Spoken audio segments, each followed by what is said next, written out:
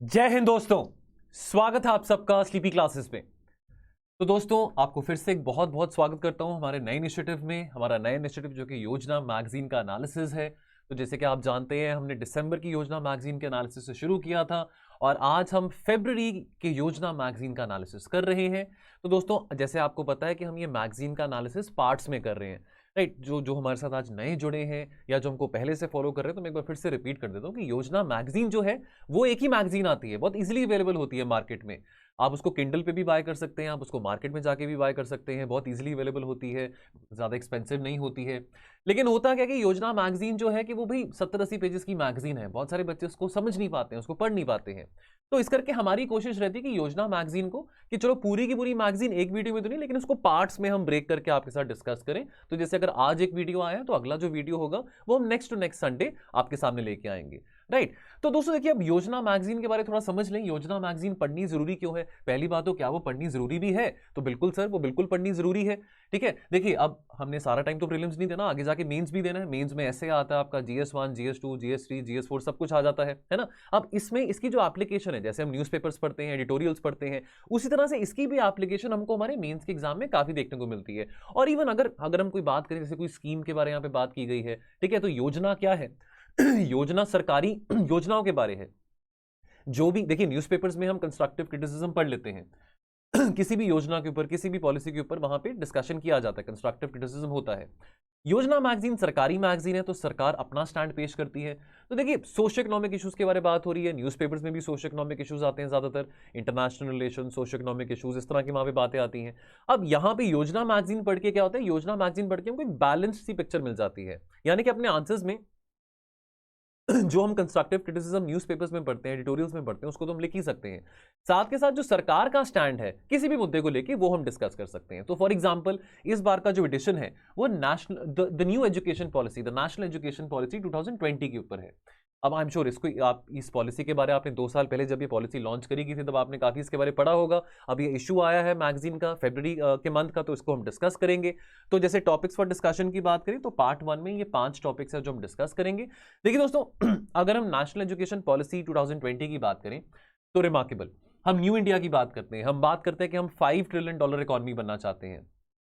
देखिए, अब उसके लिए एजुकेशन होना बहुत जरूरी है, उसके लिए बच्चों को पढ़ाई लिखाई दिखाना बहुत जरूरी है। ठीक है, अगर हमारी जो वर्कफोर्स है स्किल्ड है, वेल एजुकेटेड है, तभी जाके हम इतनी ग्लोरी अचीव कर पाएंगे, है ना। अब हमारी 3 एजुकेशन पॉलिसीज आ चुकी हैं अभी तक। पहले तो ये समझ लें, एक आई थी हमारी 1968 में, ठीक है, तब इंदिरा गांधी प्राइम मिनिस्टर थे।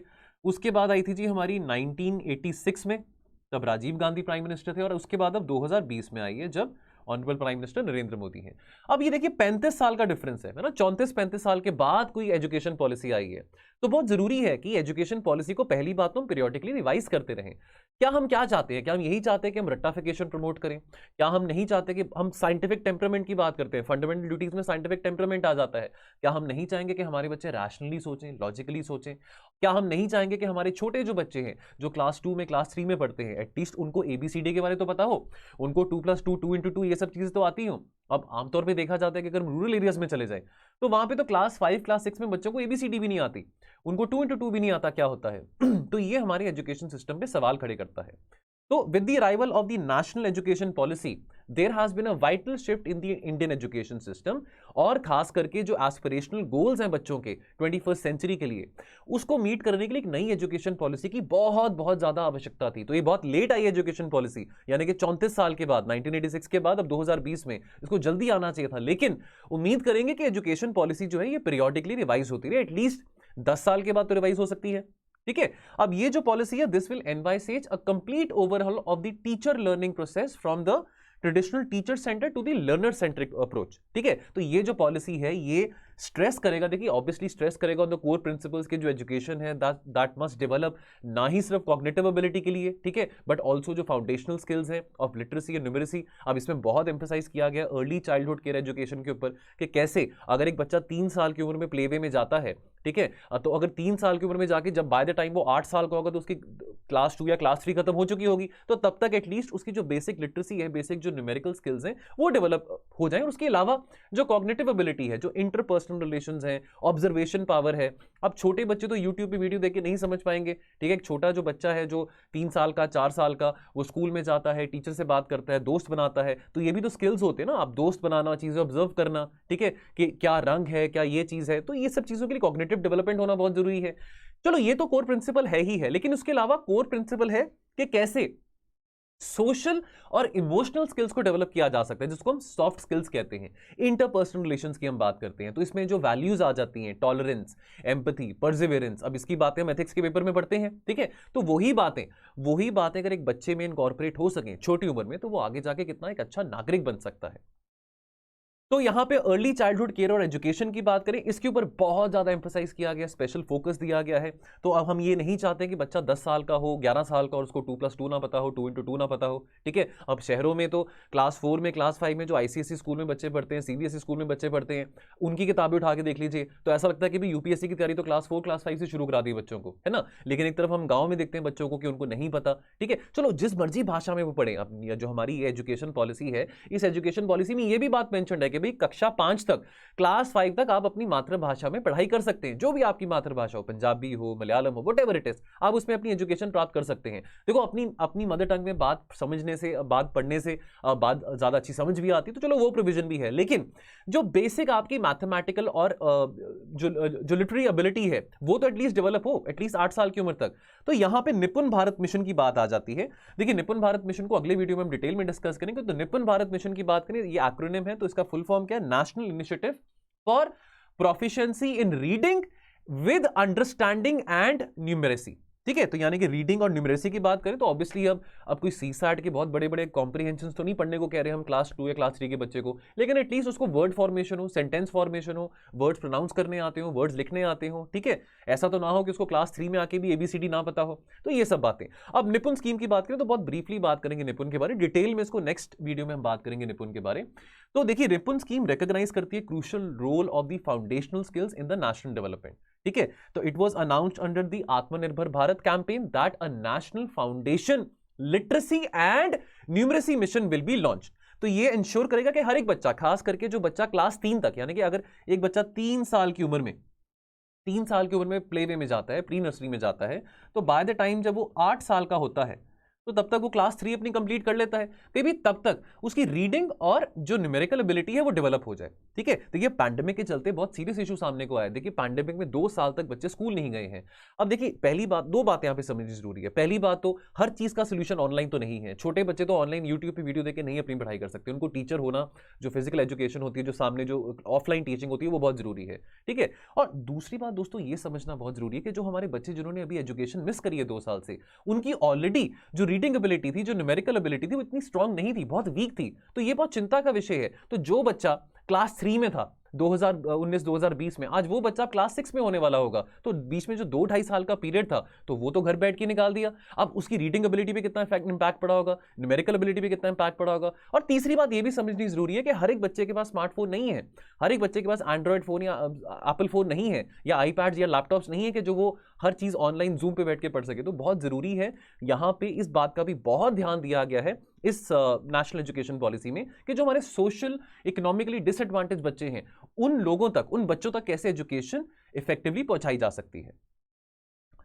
अब ग्लोबल विजन की अगर हम बात करें तो ये पॉलिसी अपने आप में ग्लोबल भी है और लोकल भी है अपने आउटलुक में, ठीक है। अब हम ग्लोबल की बात करते हैं तो यहाँ पे देखिए मल्टी डिसिप्लिनरी अप्रोच की बात करी जा रही है, अपनी मदर टंग में एजुकेशन की बात करी जा रही है, ठीक है। अब ये जो बैरियर है, देखिए अब आमतौर पर हमने सुना था कि भी आर्ट्स तो देखिए अब यूपीएससी की तैयारी करें तो मोस्टली आप आर्ट्स के सब्जेक्ट्स ही पढ़ रहे हैं, ह्यूमैनिटीज के सब्जेक्ट ही पढ़ रहे हैं। तो एक टाइम पे ऐसा कहा जाता था कि आर्ट्स तो नालायक बच्चे लेते हैं, जो लायक बच्चे होते हैं वो तो इंजीनियर बनते हैं, डॉक्टर बनते हैं। ये जो माइंडसेट है ना, इसी माइंडसेट से लड़ने की जरूरत थी और इस एजुकेशन पॉलिसी ने वो कर दिखाया है। इस एजुकेशन पॉलिसी में एक तो मल्टी डिसिप्लिनरी अप्रोच की बात हो रही है कि भाई अगर मैंने 11वीं में फिजिक्स ली है, अगर मेरे को फिजिक्स पढ़ने का शौक है, तो फिजिक्स पढ़ने के साथ मैं सोशियोलॉजी क्यों नहीं पढ़ सकता हूं, या फिजिक्स पढ़ने के साथ मैं हिस्ट्री क्यों नहीं पढ़ सकता हूं। मैं हिस्ट्री भी पढ़ना चाहता हूं, मैं फिजिक्स भी पढ़ना चाहता हूं। लेकिन अभी तक तो हमारा जो सिस्टम था, जो 10+2 सिस्टम था कि भी पीसीएम है, मेडिकल वालों को बायोलॉजी है, तो आर्ट्स तो वैसे भी नालायक बच्चे लेते, तो ये माइंडसेट ठीक नहीं है। तो अपने आप में ये देखिए जो विजन है बहुत ग्लोबल है, बहुत मॉडर्न है। 21st सेंचुरी के बच्चों की नीड्स मीट करने के लिए हमको ये ट्रेडिशनल माइंडसेट से भागना पड़ेगा, लड़ना पड़ेगा, ठीक है। Now it also suggest redesigning of the board examination. देखिए अब हमारे टाइम पे देखिए 10वीं 11वीं 12वीं की बात हम बात करें, देखिए आज के टाइम पे तो 100% भी लगता है कि चलो मामूली बात है। आज के टाइम पे चलो सीजीपीए सिस्टम है ना। आज के टाइम पे हर एक बच्चा का सीजीपीए 9.5 10 आ जाता है। हमारे टाइम पे तो देखिए 80% 85% लाना भी बहुत बड़ी बात थी, है ना। अखबारों में वो फोटो दिखाई जाती थी बच्चों की, देखो इसके 95% आए हैं, तुम्हारे कितने कम आए हैं, है ना। तो ये अब देखिए अखबार भी छुपाना पड़ता था जब बोर्ड का रिजल्ट आता था। तो अब देखिए इस तरह के माइंडसेट से भी लड़ना बहुत जरूरी है। बोर्ड एग्जामिनेशन इतना सीरियस क्यों, इतना प्रेशर क्यों बनाना। देखिए आज तक हम सुनते आते थे ना कि अब बेटा 10वीं कर लो उसके बाद आपकी ऐश है, बेटा 12वीं कर लो उसके बाद आप रिलैक्स्ड हो। तो आज देखिए इतनी उम्र निकल गई है लेकिन अभी भी समझ नहीं आता कि भाई वो ऐश कहाँ पे है ना, कि वो ऐशो आराम तो नहीं मिलता उस चीज का। तो पढ़ाई तो पूरी जिंदगी करनी पड़ती है अगर आप खास करके एजुकेशन लाइन में है। तो चलो जो भी है, अगर आप अपने आप को इंप्रूव करना चाहते हैं, चाहे आप इंजीनियर हैं चाहे आप डॉक्टर हैं, तो एजुकेशन तो आपने करते रहनी है, वो तो आपका एक खुद सेल्फ एजुकेशन प्रोसेस है। लेकिन जो अननेसेसरी प्रेशर बनाया जाता है बोर्ड एग्जाम्स का, उसको रिमूव करने की बात करिए। जो भय है कि बोर्ड एग्जाम है, मेरे नंबर कम आ जाएंगे, ये हो जाएगा वो हो जाएगा, तो इससे भी लड़ना बहुत जरूरी था। साथ में फिर टीचर्स को भी देखिए, अब यहां पे बहुत क्रिटिकल रोल टीचर्स प्ले करेंगे, है ना। टीचर्स को वेल क्वालिफाइड होना बहुत जरूरी है। टीचर्स को बच्चों की नीड समझना बहुत जरूरी है। अब हर चीज का जवाब आप डंडे से तो नहीं दे सकते। अब हमारे जमाने में हर चीज के लिए आपको डंडा मारा जाता था, आपको ऐसे पनिश किया जाता था, ठीक है, क्लास में मुर्गा बन जाओ, ये कर लो। अब ये चीज तो नहीं हम कर सकते। न्यू एस्पिरेशंस को मीट करना है, न्यू इंडिया को मीट करना है, तो हम बच्चों को ऐसे डांट तो नहीं सकते हैं, पनिश नहीं कर सकते हैं। बच्चों की नीड्स को समझना जरूरी है। हर एक बच्चा अपने आप में डिफरेंट होता है। और अगर किसी बच्चे के 10 में से 4 आ रहे हैं, किसी बच्चे के 10 में से 5 आ रहे हैं, डजंट मीन कि वो बड़ा होकर नालायक बनेगा। हो सकता है वो बड़ा होकर बिलियनियर भी बन जाए, हो सकता है वो बड़ा होकर बहुत सक्सेसफुल आदमी भी बन जाए, ठीक है। तो ये जो पॉलिसी है यहां पे खास करके ध्यान दिया गया है सोशियो इकोनॉमिक और डिसएडवांटेज ग्रुप्स को भी, ठीक है। तो यहां पे ये देखिए ये बात बहुत जरूरी है। अब देखिए खास करके हम जिस 2 साल के पीरियड से निकले हैं, हर किसी के पास इंटरनेट नहीं है ना। पैंडेमिक के टाइम पे कितने बच्चों की एजुकेशन मिस हुई है, खास करके जो सोशियो इकोनॉमिक डिसएडवांटेज बैकग्राउंड से आते हैं। तो इस बात का इस पॉलिसी में बहुत ध्यान दिया गया है, ठीक है। तो जो करिकुलम है वो बेशक छोटा हो, लेकिन जितना भी करिकुलम हो, ठीक है, अननेसेसरी बैग्स को बर्डन नहीं करना कि इतने भारी भारी बैग्स बच्चे स्कूल में लेके जा रहे हैं, इसमें 8-9 किताबें हैं, होमवर्क है, ये है वो है, ठीक है। लर्निंग को कैसे मजेदार बनाया जा सकता है, कैसे क्रिटिकल थिंकिंग पे एम्फसाइज किया जा सकता है, inquiry based discovery based learning पे फोकस किया गया है, रैशनल माइंड के ऊपर फोकस किया गया है। साइंटिफिक टेम्परमेंट तभी डेवलप होगा ना। अब तभी तो चाइना के बच्चे या कोरिया के बच्चे या अमेरिका के बच्चे बहुत ज्यादा एडवांस्ड हैं, क्योंकि हर चीज को वो क्रिटिकली सोचते हैं, रैशनली सोचते हैं। लेकिन हमको बचपन से रट्टाफिकेशन पे एम्फसाइज किया जाता था कि बेटा इसको रट्टा मार लो, आपके 10 में से 10 आ जाएंगे, इस ऐसे को रट्टा मार के चले जाओ। तो ठीक है, वो कभी कभी काम आती है टेक्निक, लेकिन रट्टा मारने से आपकी माइंड की डेवलपमेंट क्या हो रही है। तो मार्क्स तो आपका नहीं बता सकते ना कि अगर आपके 100 में से 95 आए हैं तो आप एक अच्छे इंसान बनेंगे, और अगर आपके 100 में से 55 आए हैं तो आप एक बहुत बुरे इंसान हैं। तो ये इस तरह का माइंडसेट तो पुराने जमाने वाला हमको बदलना पड़ेगा ना।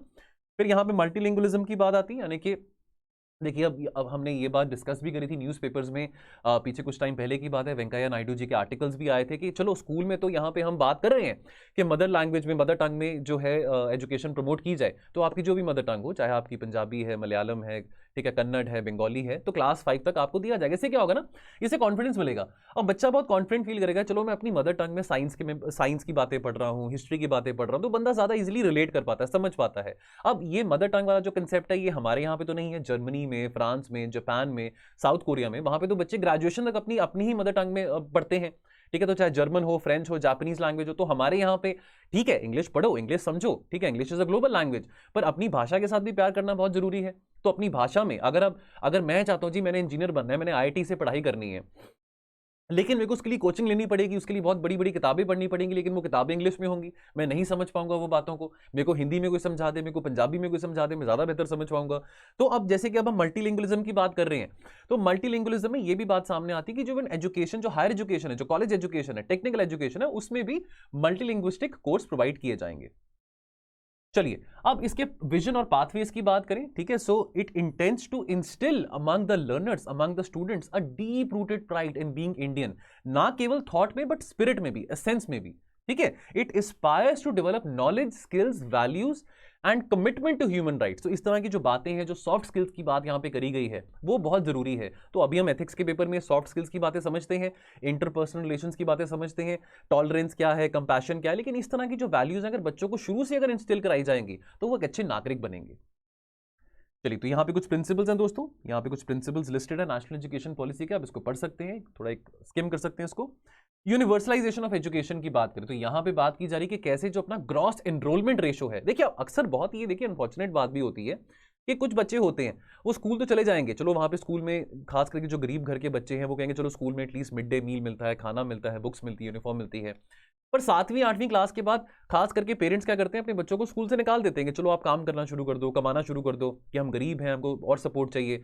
अब देखिए हम ये भी नहीं चाहेंगे ना कि अब हम जब एजुकेशन पॉलिसी की बात कर रहे हैं कि बच्चा 7वीं 8वीं के बाद अपना स्कूल छोड़ दे, कि 3 साल की उम्र में उसने प्ले वे शुरू किया और 12-13 साल की उम्र में 7वीं 8वीं में आके उसने अपना स्कूल छोड़ दिया। नहीं, वो भी नहीं चाहेंगे। हम चाहेंगे एक बच्चा अपनी 12वीं कंप्लीट करे, आगे जाके अपनी कॉलेज भी कंप्लीट करे, ठीक है, चाहे बीए करे चाहे बीकॉम करे। तो यहाँ पे अब ये कैसे हो पाएगा, अगर शुरू से ही हम फोकस करेंगे कि 100% हमको ग्रॉस एनरोलमेंट रेशियो अचीव करना है, तभी जाके हम इंश्योर कर पाएंगे प्राइमरी लेवल पे, सेकेंडरी लेवल पे अगर ये अचीव कर पाएंगे तभी जाके आगे हायर एजुकेशन पे भी ये हम रेशियो अचीव कर पाएंगे। ठीक है, एटलीस्ट 12वीं क्लास तक तो एक बच्चा 12वीं क्लास तक तो उसका 100% ग्रॉस एनरोलमेंट रेशियो हो।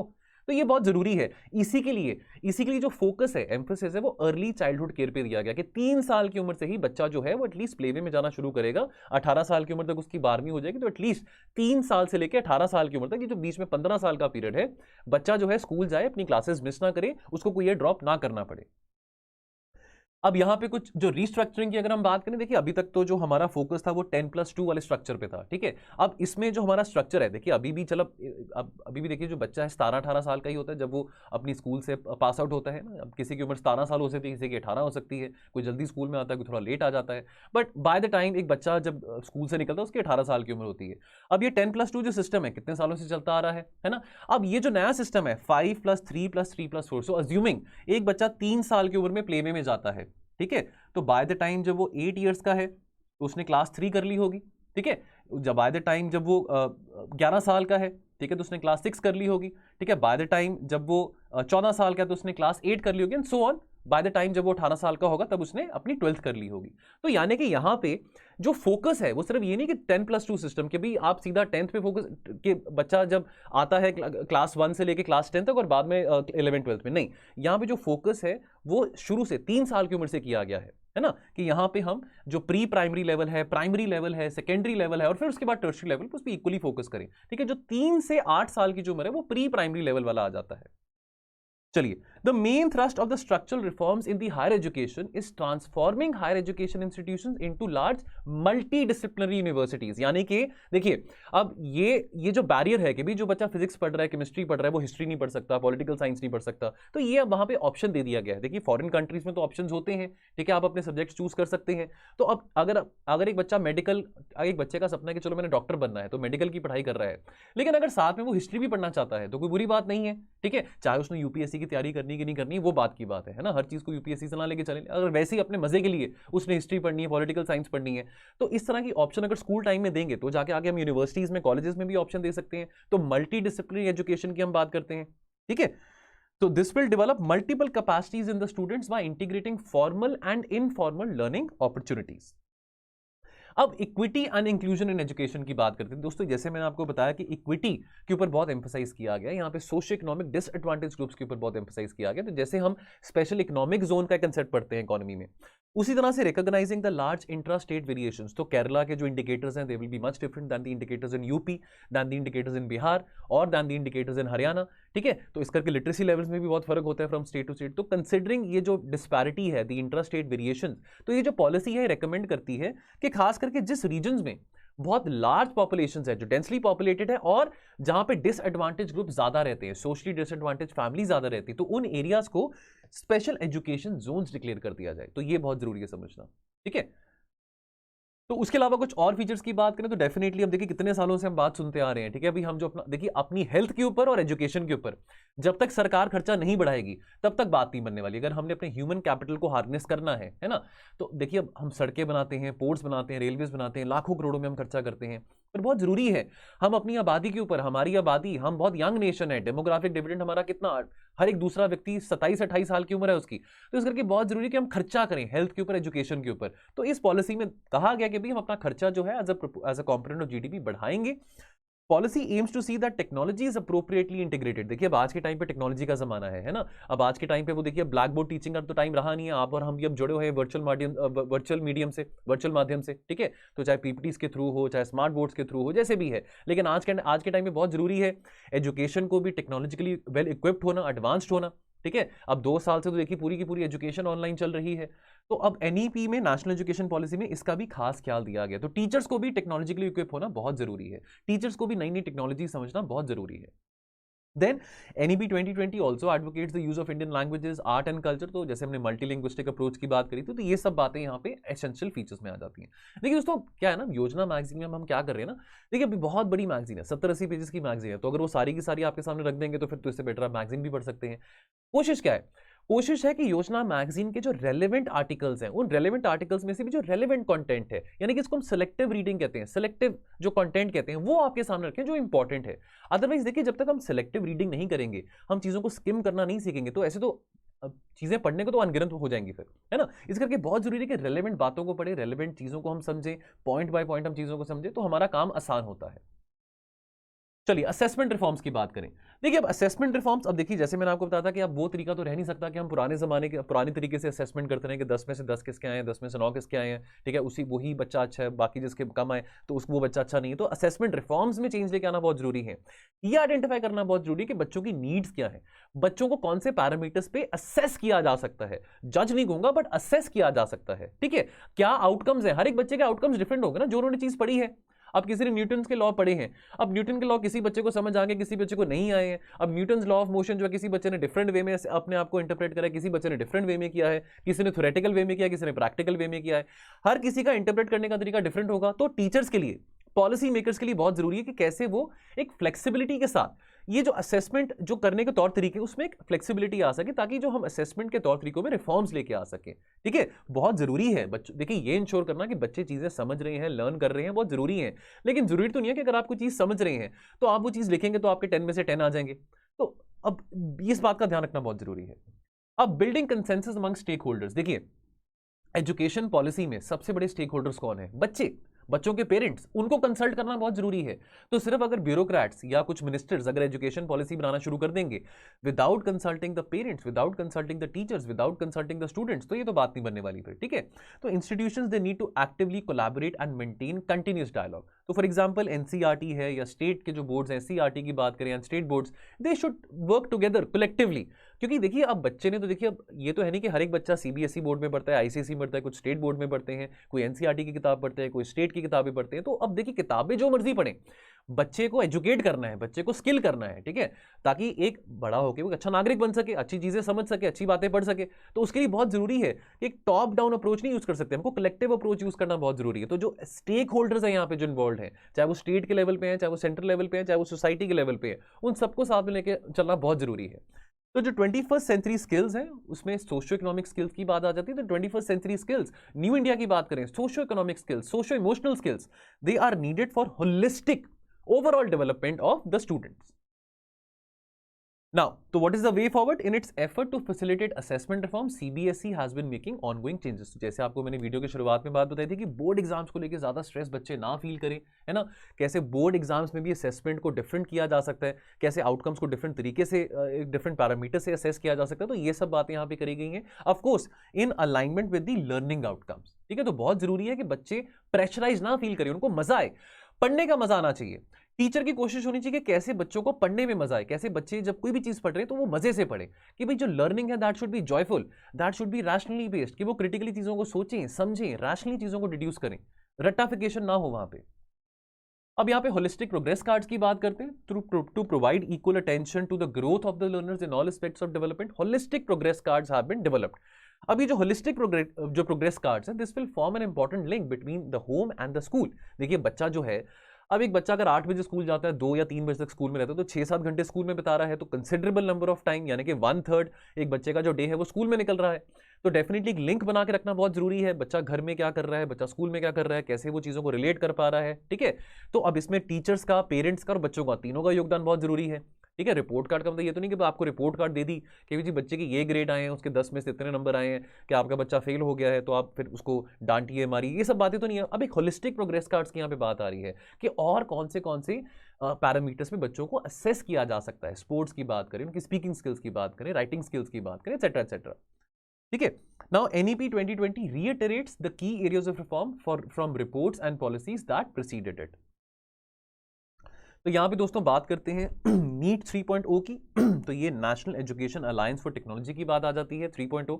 ये थोड़ा प्रीलिम्स अगर हम सेंट्रिक बात करें तो आपके लिए इंपॉर्टेंट है, क्योंकि हम जब स्कीम्स की बात करते हैं तो हमारा वो प्रीलिम्स रिलेटेड थोड़ी बात जरूरी होती है। इवन अगर प्रीलिम्स में भी हम अगर ये प्रीलिम्स में नहीं, अगर हमको मेंस में भी काम आ जाए तो भी कोई बड़ी बात नहीं, उसको वहाँ पे मेंस में भी आंसर राइटिंग में कोट कर सकते हैं अपने।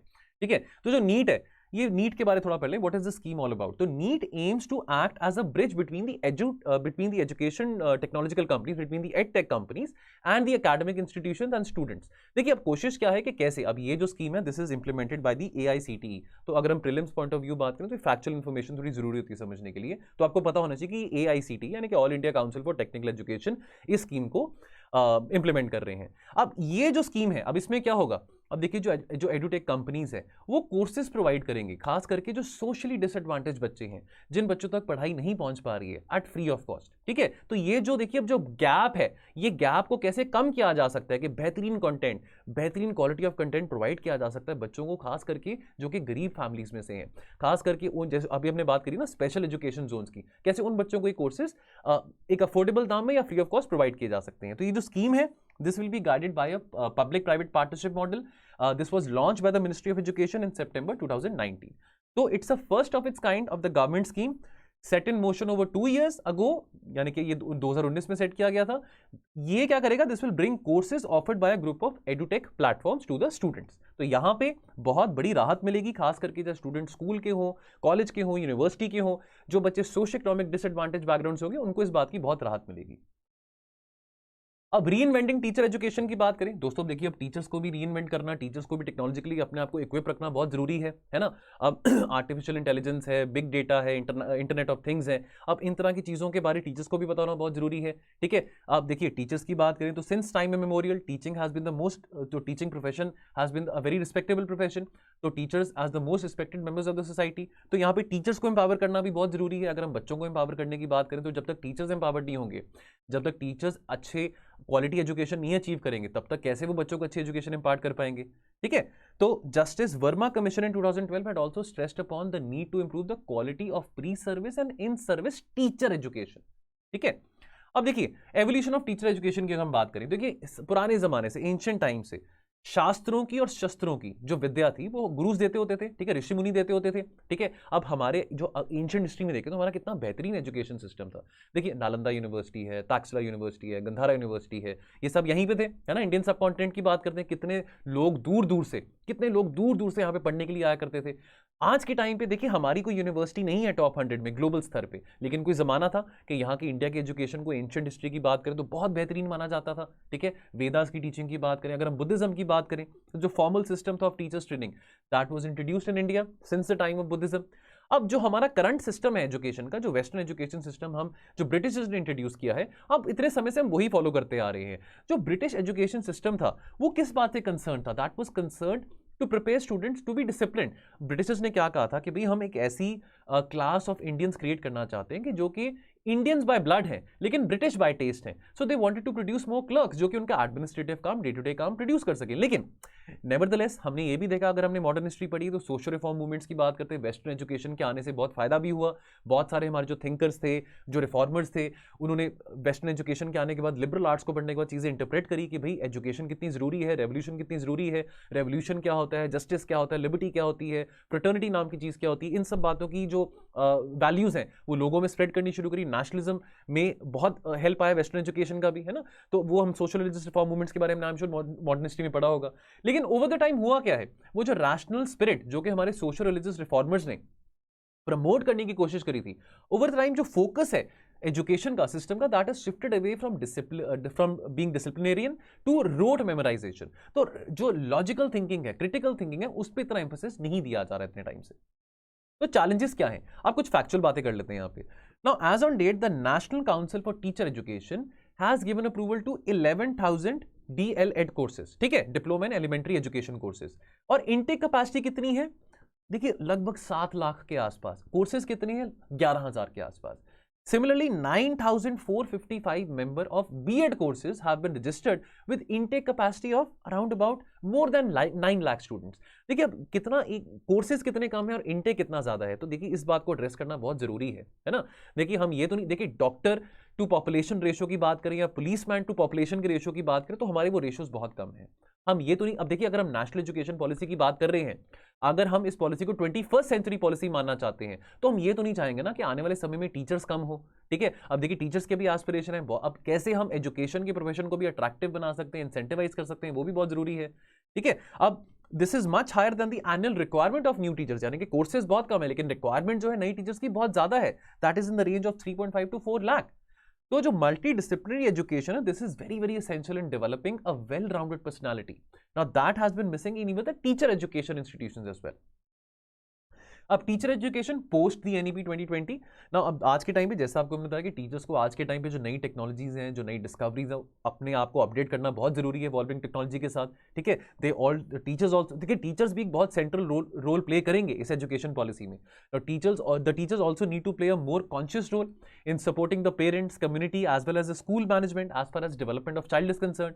दे नीड टू मेंटर स्टूडेंट्स। अब एक टीचर को देखिए ये समझना बहुत जरूरी है कि जो बच्चा है मेरे सामने 7-8 घंटे बैठा हुआ है, कि कैसे मैं रियल लाइफ एक्सपीरियंसेस के साथ, रियल लाइफ एग्जांपल्स के साथ बच्चों को मोटिवेट कर सकता हूं। ठीक है, बच्चों को इंस्पायर कर सकता हूं, कैसे मैं बच्चों को सिर्फ उनके मार्क्स के बेसिस पे नहीं बट डिफरेंट पैरामीटर्स में असेस कर सकता हूं। और कैसे जो टीचिंग का जो प्रोसेस है वो टीचर सेंट्रिक नहीं होना चाहिए, वो स्टूडेंट सेंट्रिक होना चाहिए, कि कैसे जो भी चीज मैं पढ़ा रहा हूं उसको मजेदार बनाया जा सके, बच्चों को वो चीज मजेदार भी लगे और चीज इजिली समझ भी आए। अब यहां पे बात होती है इंटीग्रेटेड टीचर एजुकेशन प्रोग्राम की। अब देखिए recognising the power of the teacher, जो एनईपी 2020 है, that has put in place systematic reforms that would help teaching emerge as a very attractive profession और चॉइस। तो कैसे, जैसे अभी मैंने बात की थी कि टीचिंग प्रोफेशन को भी एक अट्रैक्टिव प्रोफेशन बनाया जा सकता है, ल्यूक्रेटिव प्रोफेशन बनाया जा सकता है, क्योंकि बहुत रिक्वायरमेंट है टीचर्स की। नई एजुकेशन पॉलिसी में, नई इंडिया में नई टीचर्स की रिक्वायरमेंट है, वो पुरानी थिंकिंग हम नहीं रख सकते हैं। ठीक है, तो इस करके आज के टाइम पे एक टीचर ये नहीं कि सिर्फ उसको फिजिक्स का टीचर है, केमिस्ट्री का टीचर है, अगर उसको फिजिक्स के साथ साथ हिस्ट्री की नॉलेज भी है, ज्योग्राफी की नॉलेज भी है, या किसी और सब्जेक्ट की नॉलेज भी है, तो मल्टी डिसिप्लिनरी अगर आपकी अप्रोच है तो आप बच्चों को और हेल्प कर पाएंगे। ठीक है, now the 4-year integrated teacher economic programme which is a dual major holistic bachelor's degree programme which offers BA, BEd, BSc, BEd and BCom. तो ये जो आईटीईपी है, this will teach cutting edge pedagogy and this will offer a foundation in the early childhood care and education. तो early childhood care education में बहुत emphasis दिया गया है। तो टीचर से एक्सपेक्टेशन है कि वो समझें जो डिफरेंट नीड्स है बच्चों की, और खास करके जो बच्चे जो सोशली इकोनॉमिक डिसएडवांटेज बैकग्राउंड से आए हैं उनकी नीड्स कैसे डिफरेंट है compare to the well of students जो कि वेल ऑफ फैमिली में से हैं। तो ये चीज को डिफरेंशिएट करना, समझना बहुत जरूरी है। तो यहां पे बात करते हैं निष्ठा की। Now to realize the vision of the NEP 2020, NCERT under the aegis of ministry of education in collaboration with the states and the UTs and autonomous bodies have initiated NISHTA। NISHTA यानी कि National Initiative for School Heads and Teachers Holistic Advancement। अब ये क्या करेगा? This will provide integrated training program 1.0, 2.0, 3.0 online for the different stages of school education. खास करके ये जो प्रोग्राम है ये एजुकेशन प्रोवाइड करेगा टीचर्स को, टीचर्स जो प्राइमरी लेवल टीचर्स अलग से, सेकेंडरी लेवल टीचर्स अलग से, जो हायर एजुकेशन में टीचर्स उनको अलग से, हेड टीचर्स को, प्रिंसिपल्स को, और जो बाकी स्टेक होल्डर्स हैं एजुकेशनल मैनेजमेंट में उनको जो ट्रेनिंग प्रोवाइड करेगा। तो ये इस इनिशिएटिव के थ्रू जो टीचर्स हैं डिफरेंट लेवल्स पे उनको डिफरेंट टाइप्स ऑफ ट्रेनिंग मिला करेगी। टीचर्स को ट्रेन करना भी बहुत जरूरी है ताकि ये जो नई जो गाइडलाइंस है नेशनल एजुकेशन पॉलिसी की उसके साथ जो टीचर्स हैं वो इन सिंक में आ सके। तो कंक्लूजन क्या निकलता है दोस्तों? तो कंक्लूजन में अंत में हम बात करेंगे डॉक्टर एपीजे अब्दुल कलाम की। उन्होंने क्या कहा था? उन्होंने कहा था इनलाइटेंड सिटीजनशिप हैज 3 कंपोनेंट्स। पहला, education with value system. Value addition की बात आ रही है कि आप जो एजुकेशन प्राप्त कर रहे हैं आप सोसाइटी को क्या दे सकते हैं, क्या वैल्यूज आप सोसाइटी में इंपार्ट कर सकते हैं कोई चीज पढ़ के। Religion transforming into spiritual force. और तीसरा, creating economic prosperity through development. तो दोस्तों एजुकेशन बहुत क्रिटिकल रोल प्ले करने वाला है। अगर हम अपनी इकोनॉमिक डेवलपमेंट की बात करें, R&D की बात करें, तो education will play a very very critical role. जो न्यू एजुकेशन पॉलिसी है 2020 that will play a very critical role. जो सही मायने में लोगों की एस्पिरेशंस को, बच्चों के एस्पिरेशंस को मीट करने के लिए बहुत जरूरी है कि टीचर्स और स्टूडेंट्स इस पॉलिसी को अच्छी तरह से समझें और कैसे हम बेटर इकोनॉमिक आउटकम्स भी अचीव कर सकते हैं bye laying a lot of emphasis on education and on imparting more and more soft skills to the students। चलिए सो दोस्तों इस एनालिसिस में इतना ही। तो दोस्तों इस एनालिसिस का जो नेक्स्ट पार्ट है वो हम करेंगे नेक्स्ट संडे। उम्मीद करता हूं आपको एनालिसिस पसंद आया होगा। तो दोस्तों अब अपना ख्याल रखिए और पढ़ते रहिए। Thank you so much. जय हिंद।